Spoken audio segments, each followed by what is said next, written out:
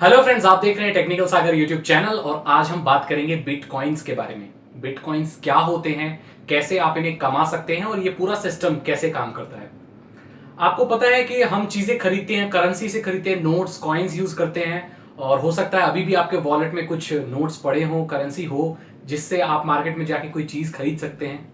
ऐसे ही ये करेंसी होती है। बिटकॉइन एक करेंसी है, लेकिन इसे आप छू नहीं सकते और सिर्फ देख भी नहीं सकते। आप सिर्फ इसको डिजिटली स्टोर कर सकते हैं। वर्चुअल करेंसी है ये, मतलब ये आपके ऑनलाइन अकाउंट में सेव रह सकती है, आप उससे चीजें खरीद सकते हो, लेकिन उसका कोई फिजिकल अपीयरेंस नहीं है। जैसे कि आपको पता है कि जो नोट्स होते हैं, जो कॉइन्स होते हैं, इनको आप छू सकते हैं और मार्केट में नॉर्मली यूज कर सकते हैं, अपने लोकल मार्केट में यूज कर सकते हैं। ऐसी चीजें आप बिटकॉइन के साथ नहीं कर सकते हैं। उसमें सिर्फ आप ऑनलाइन ट्रांजैक्शन कर सकते हैं और या कोई अगर दुकानदार है या कोई शॉपकीपर है जो बिटकॉइंस एक्सेप्ट करता है, वहां आप कोई चीजें खरीद सकते हैं। जो बिटकॉइन का सिस्टम होता है, ये कोई इसके ऊपर कोई गवर्नमेंट की कोई गाइडलाइंस नहीं है, कोई रेगुलेटरी फ्रेमवर्क नहीं है, कोई अथॉरिटी नहीं है इसको कंट्रोल करने के लिए। ये अपने आप ऐसे लोगों की बनाई हुई वर्चुअल करेंसी है। इसको स्टार्टिंग में 2008 में बनाया गया था। एक जो बनाने वाले थे उनका नाम था सातोशी नाकामोटो, या नाकामोटो सातोशी भी बोलते हैं उन्हें।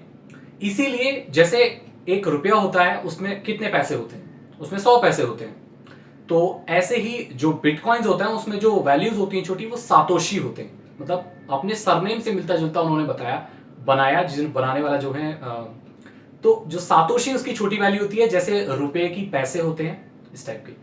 और एक बिटकॉइन की जो वैल्यू होती है वो $625 के आसपास है। हालांकि ये जो वैल्यू होती है ये फ्लक्चुएट करती रहती है, क्योंकि इसकी जो कीमत है वो कम ज्यादा होती रहती है। आपको पता होगा कि जो नॉर्मल करेंसीज भी होती हैं, और चाहे वो कैनेडियन डॉलर्स हो, चाहे वो अमेरिकन यूएस डॉलर्स हो, इनकी आपस में करेंसी के जो रेट्स हैं वो फ्लक्चुएट होते रहते हैं।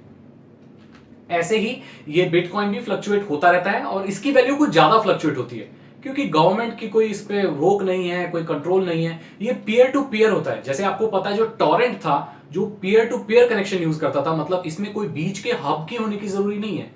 आप अगर किसी को बिटकॉइन भेज रहे हैं, क्यों? क्योंकि आपने कोई सामान खरीद लिया, मान लीजिए ऑनलाइन कोई चीज खरीद ली, उसके बदले में आप बिटकॉइन से पे करना चाहते हैं, तो बिटकॉइन आप अपने वॉलेट से, अपने डिजिटल वॉलेट से, जो आपके मोबाइल फोन में या आपके कंप्यूटर में हो सकता है, उससे आप दूसरे इंसान को भेज सकते हैं। बीच में कोई व्यक्ति नहीं होगा उसको चेक करने वाला या देखने वाला।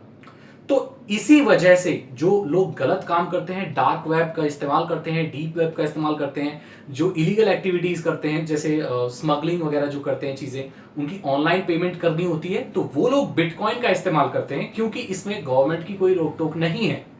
कोई टैक्स नहीं देना पड़ता गवर्नमेंट को, कुछ नहीं करना पड़ता, इजीली आप पैसे ट्रांसफर कर सकते हैं। तो इन लोगों के लिए ये बहुत ज्यादा फायदेमंद है, जो इलीगल काम करते हैं उन लोगों के लिए बिटकॉइन बहुत ज्यादा फायदेमंद है, क्योंकि ये गवर्नमेंट से थोड़ा हट के काम करती है। लोगों ने म्यूचुअल अंडरस्टैंडिंग से मान लिया कि हाँ चलिए, बिटकॉइन एक करेंसी है, वर्चुअल करेंसी है। जो भेजने वाला है वो भी मानता है कि ये करेंसी काम करती है, और जो रिसीव करने वाला है वो भी उस करेंसी में मानता है।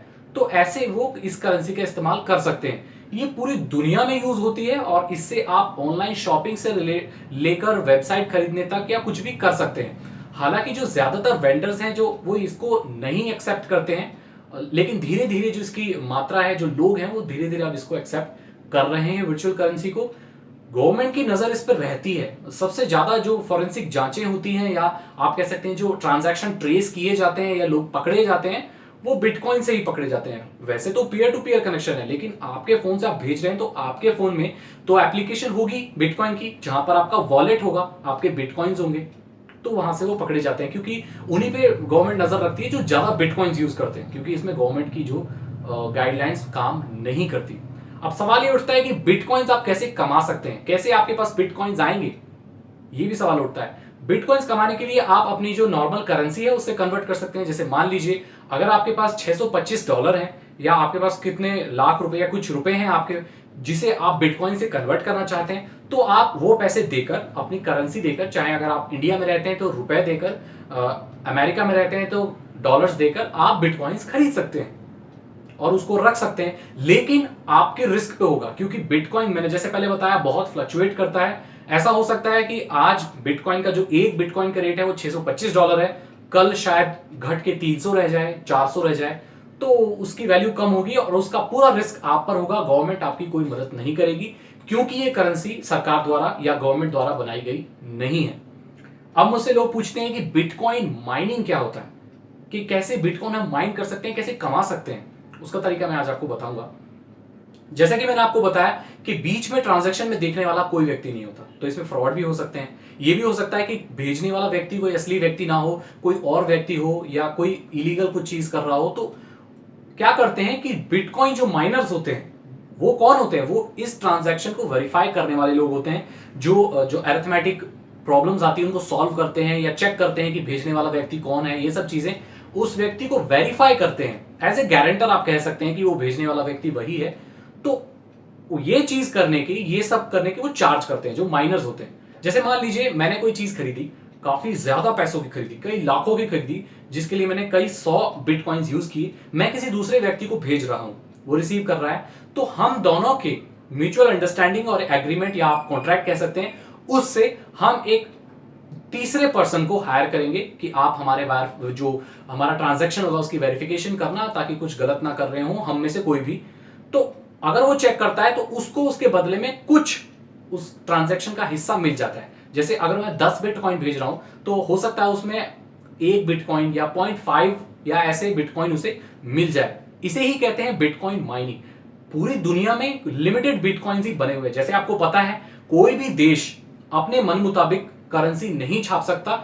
अगर ऐसा होता तो भारत सबसे अमीर देश होता, क्योंकि हम कितनी भी करेंसी छाप सकते थे, कितने लाखों रुपए। हमारे पास मशीनों की कमी नहीं, पेपर की कमी नहीं, इंक की कमी नहीं, तो ऐसे तो हम दिन रात नोट छाप सकते थे। लेकिन कुछ गाइडलाइंस है कि एक देश इतनी करेंसी छाप सकता है या इतना। ऐसे ही बिटकॉइंस के ऊपर भी गाइडलाइंस है कि कुछ लिमिटेड अमाउंट जो बिटकॉइंस का है वही दुनिया में बना हुआ है, ताकि लोग अपने आप ही बिटकॉइंस ना जनरेट करें। हालांकि नए नए बिटकॉइंस आते हैं जो माइनर्स को मिलते हैं या लोग माइन करते हैं, कमाते हैं, लेकिन इनकी जो लिमिट है वो निर्धारित है।